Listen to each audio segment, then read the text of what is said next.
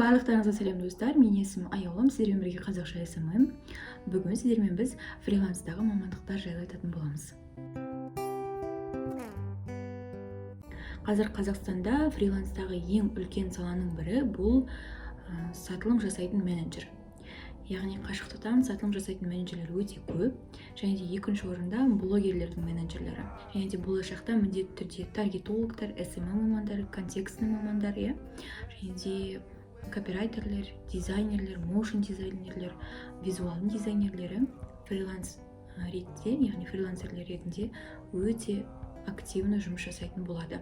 Сондықтан да сіздер қазірден бастап фриланстағы мамандықтарды меңгеріп алатын болсаңыздар, болашақта сіздерге әлде қайда оңай болады. Енді сізде белгілі түрде қабілет бар дейік, мысалы сіз таргетингпен айналысасыз, таргетті үйреніп алдыңыз, немесе SMM-ді үйреніп алдыңыз.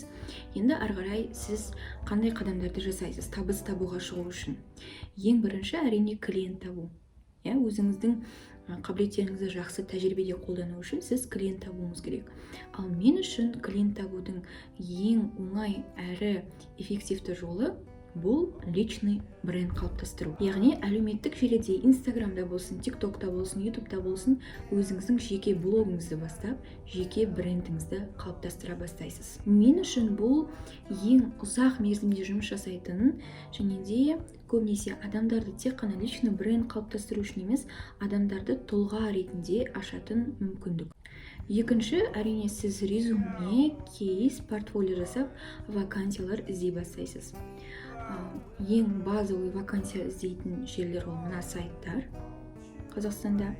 Осы сайттарға резюме жасап, өзіңіздің жұмыстарыңызды резюме ретінде жіберіп, клиент тапсаңыздар болады. Бірақ фрилансер ретінде бұл сайттардан клиент табу кішкене қиынырақ болады. Жалпы фрилансерлер кімге арналған деген тағы сұраққа жауап беріп өтсем толықтай. Егер де сіз студент болсаңыз, немесе декреттегі ана болсаңыз, сізге фрилансер жұмысы өте қатты қажет, және де өте қатты табысты болуы мүмкін. Енді мамандыққа көшсек, ең бірінші мамандық бұл әрине интернет-маркетолог. Интернет-маркетолог дегеніміз бүкіл интернеттегі маркетингке жауап беретін адам. Егер де сіздің бір бизнесіңіз бар болатын болса, сол бизнеске міндетті түрде қазір интернет-маркетолог керек болады. Өйткені интернет-маркетологсыз қазір бизнес жүру өте қиын. Интернет-маркетолог бұл бірінші мамандық. Екінші мамандық бұл таргетолог. Таргетолог дегеніміз әлеуметтік желіде жарнама жіберетін адамдар, яғни Инстаграмда біздің алдымызға күніге әртүрлі жарнамалар шығады, және сол жарнаманы жіберіп отыратын адам ол таргетолог деп аталады. Үшінші ол сайт жасау мамандары. Өте қатты қажет мамандар. Мейлі ол инструктормен жасайтын сайт маманы болса да, немесе кодпен жасайтын сайт маманы болса да, қазір сайт мамандары өте қатты нарыққа қажет. Және де сайт жасауды үйреніп алсаңыздар, вообще керемет, супер. Клиент деген өте көп. Төртінші, Қазақстанда енді дамып келе жатқан сала бұл дизайн. Моушн дизайн, визуал дизайн, дизайнерлер көп деп айта алмаймын, бірақ қазіргі таңда жайлап көбейіп келе жатыр. Келесі, бесінші, бұл техникалық мамандыққа жатады көбінесе, яғни чат-бот жасайтын адамдар, автоворонка жасайтын адамдар, Бұның барлығы техникалық мамандықтар, және де көбінесе дәл осы чат-бот, автоворонка жасайтын адамдардың қабілетінде сайт жасау қабілеті табылып жатады. Алтыншы орынға копирайтер жайғасты, бірақ мен копирайтерді қазіргі таңда нарыққа жеке бір маман ретінде талап етіледі деп айта алмаймын. Өйткені дәл қазіргі таңда копирайтерлер, SMM мамандары өте қатты тексті жазып үйренген. Сіз копирайтингті қосымша қабілет ретінде үйреніп алсаңыздар, ешқашан артық етпейді. Жетінші, бұл жаңа мен айтып өткен Қазақстанда өте қатты дамып жатқан, және де болашақта өте қатты сұранысқа ие болатын, және де әлі күнге дейін тапшы мамандық бұл сату менеджері.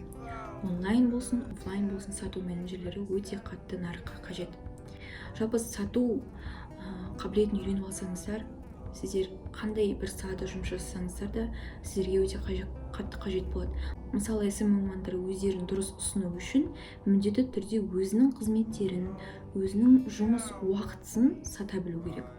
Сегізінші бұл видео саласы, видео монтаж, видео өңдеу, видео түсіру. Онлайн, офлайн форматта да жүруге болады. Бұл фрилансер ретінде де, фрилансер емес ретінде штаттық режимде жұмыс жасауға болады. Видео монтажды, мобилографияны үйреніп алсаңыздар тамаша қабілет. Жалпы осы 8 мамандық қазір Қазақстанда баршылық және дамып келе жатыр. SMM мамандығы ол осы мамандықтардың әрқайсынан, осы мен айтып өткен 8 мамандықтың әрқайсының бір-бір қабілеттері SMM маманның бойында бар. Яғни ол универсал адам. SMM-ді үйреніп алсаңыздар, осы 8 мамандықтың барлығын үйреніп алдым деген ойда болсаңыздар болады. Жақсы достар, біздің видео соңына жетті. Менімен болғандарыңыз үшін рахмет. Менің ардымда енді жаңадан видеолар шығатын болады, көптеп активны боламын. Сөз беремін. Келесі видеода жолыққанша, мен есімім Аяулым, сіздермен бірге қазақша SMM. Келесі видеода жолыққанша.